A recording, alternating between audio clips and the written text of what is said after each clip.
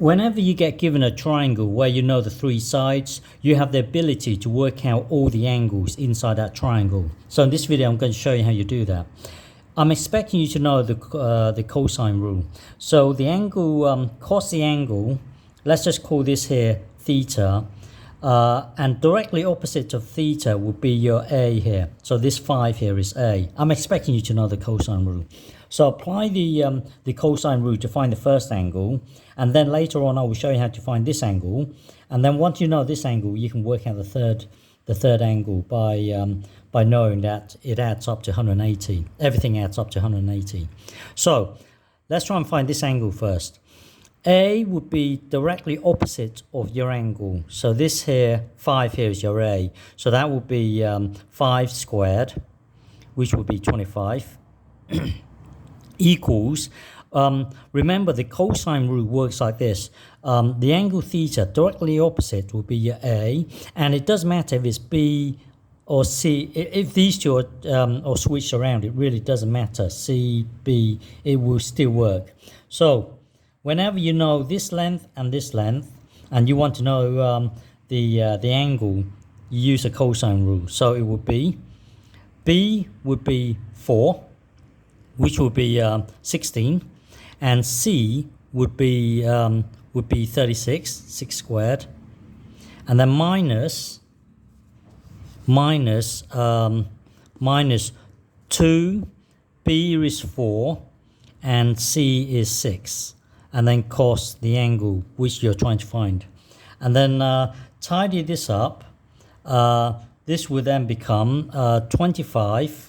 Merging these two together for 52 minus 48 cos theta. So now you want to work out theta. So add this and then take away 25. So that will then give you, remember, add this block and then take away 25. That will give you 48 cos theta equals 52 take away 25.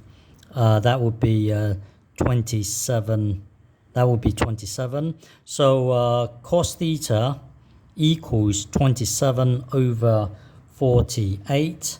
And then you want to get theta on its own. So inverse cos equally to both sides. So theta, I did this earlier on a calculator, and it comes to this, 55.77. So this here is our theta. So now we've got theta. So there are several ways of working out the other angle. You can apply the cosine rule again, where you can call this theta, but we're going to use, you can apply the cosine rule to find this, and apply the cosine rule to find this again. But let's just use the sine rule. So remember, the sine rule is directly opposite. So if you do sine the angle, which we just worked out, 55.77, over 5, remember the sine rule is sine theta over, well, I'm expecting you to know the sine rule. So the sine rule would be this thing, sine 55.77 over 5, and then let's call this beta, equals sine the angle, and directly opposite would be 4. So now we can work out beta now. So times both sides by 4. So that will be this. And don't forget, this here is just a number buried in your calculator. Times it by 4, divided by 4, divided by 5, and then inverse sine equally to both sides. That will then give you this. So now we've got our angle beta. I worked it out on a calculator earlier, and beta turns out to be 41.41. So this here is our beta. And then all the angles adds up to 180, so you can work out the third angle.